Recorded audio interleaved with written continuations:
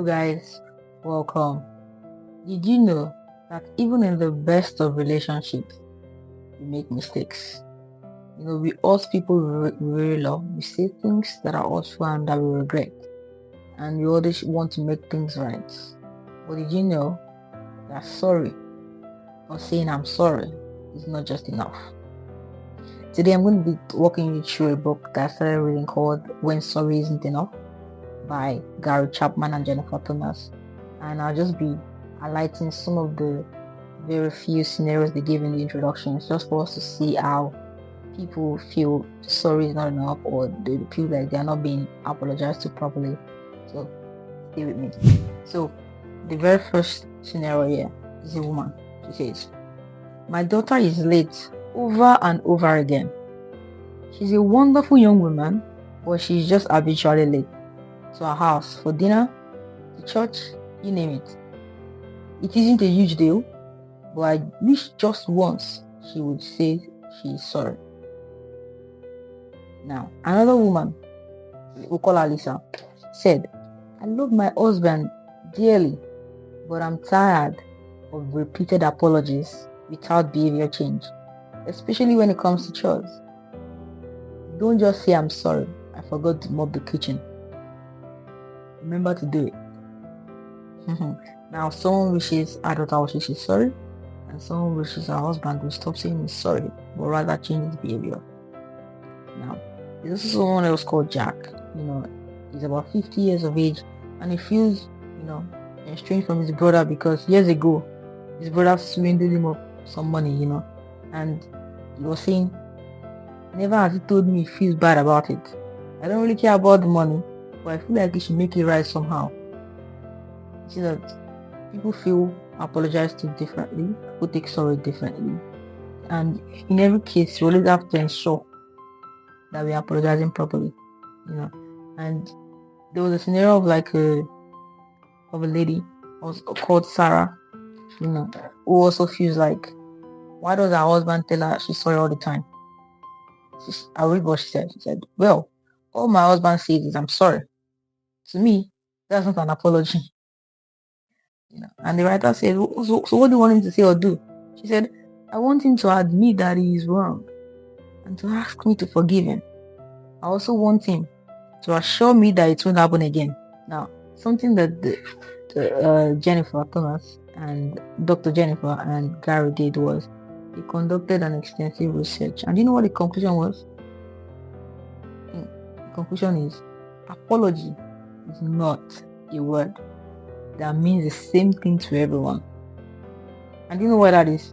That's just because we have different languages of apology. People feel apologized to differently. I think the right way to apologize is to understand how the person perceives apology.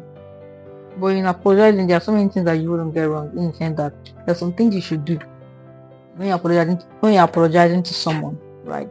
And the very first thing is you need to express regret, in the sense that you need to start by saying I am sorry. Whether the person feels like I'm sorry is just another word, or they actually feel like you mean it, you need to start by saying you're sorry, because that's the only way you can express regret. Now, number two, you need to accept responsibility. How do you do that? I was wrong. Whether you're wrong or not, but clearly you're going to be wrong when you hurt someone, right? So you need to acknowledge that you're wrong, accept responsibility for putting them in that position. The third thing is make restitution. You tell them, how can I make this right? Okay, that's the third thing. Now, the fourth thing is you need to actually genuinely repent. And how do you do that? Oh, I want to change. You need to put it to them. I'm really sorry about this. Okay, I was wrong. Totally admit this.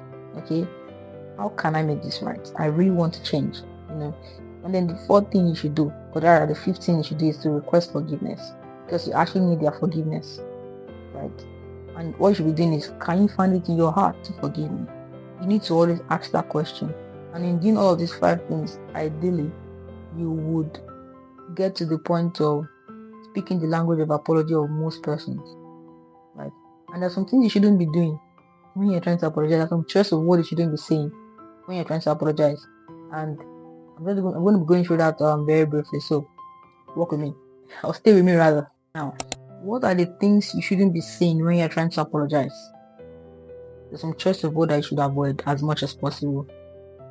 I'm going to be saying this in no order, but number one is, don't say, haven't you gotten over that yet? Don't do that. I'm sorry that you were offended. No, don't do that. Now you say you're sorry, but because you've added that you're offended, you've nullified that you're sorry. Because you're not really owning up to it. It's almost like, I'm sorry that you're offended. It's not my business that you're offended. I'm sorry because you're offended. Don't do that. I asked for and received forgiveness from God. The person you offended is the person you're talking to. Right? Clearly, when you offend man, you're offending God. Right? But you should ensure that you ask for forgiveness from the person you offended, as much as you ask forgiveness from God. Right? You are too sensitive. I was only joking. Come on, don't do that. Don't say that anymore. Don't try that. Why do you always? No, come on. You can do better. If you hadn't, it's not the person's fault that you offended them. Own up to it. If you hadn't, what? Please, you can do better.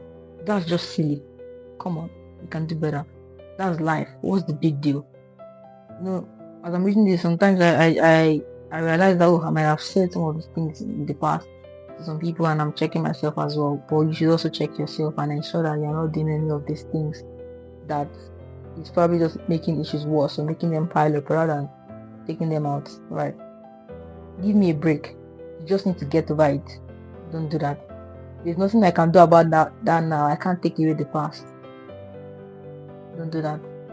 Why can't you let bygones be bygones? Come on. Don't do that though. Because by saying these kind of things, you're not apologizing. Rather, you're only stirring up more things. It's like you're adding fuel to the fire, right?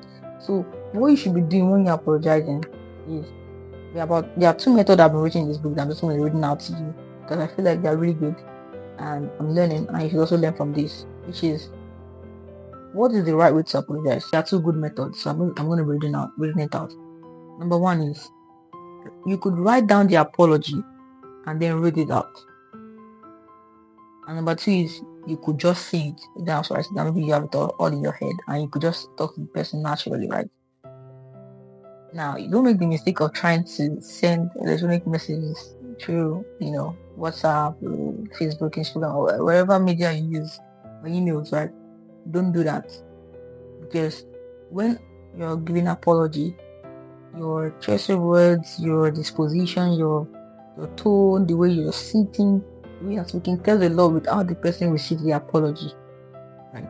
If someone is telling me, "Oh, sorry about that," I'm really sorry. Now, I'm already speaking about, but essentially, the point is, it might be perceived as not genuine based on the way you say it. Now, when you send an email or a text message rather, the way it could be read, it could be different, right? I could pick up a text message and start adding different sounds to it. But when you actually say it to me, I understand the way you are speaking, I understand the sincerity of your heart based on the way you are speaking. So it tells a lot. So we need to ensure that we stop sending messages when you're sorry and instead go up to the person, and if you're not in the same location, maybe give a call, video call probably, or voice if you can't do a video call. But yeah, that is on one note or two notes rather. So in terms of choice of word, what you should be saying is, I did it and I have no excuse. I'm responsible for the mistake. Okay? You might take us a long time to move on from what I've done. It's okay to admit that. It's fine. Right? But always make sure that you're accepting responsibility. Right? I was careless, insensitive, thoughtless, or rude. I mean, you were, for you to offend someone, right? So you need to accept responsibility again. I would say, I'll do the work to fix my mistake going forward. Yes, you need to mention that. My actions were unacceptable. Okay, you didn't deserve that kind of treatment. Clearly they don't, because why did you offend them? You shouldn't. But yeah, keep that in mind. You have every right to be upset. It's fine. You can tell them that so that they don't feel bad for feeling upset. Some people, you offend them, or they offend you rather, and then they're trying to apologize and then they make you feel bad again. You shouldn't do that. Oh, admit, I know that what I did was wrong. I need to accept that. I'll try to make this up to you by give steps on how you're going to try to make it up right. I've put in a very difficult position. Admit that.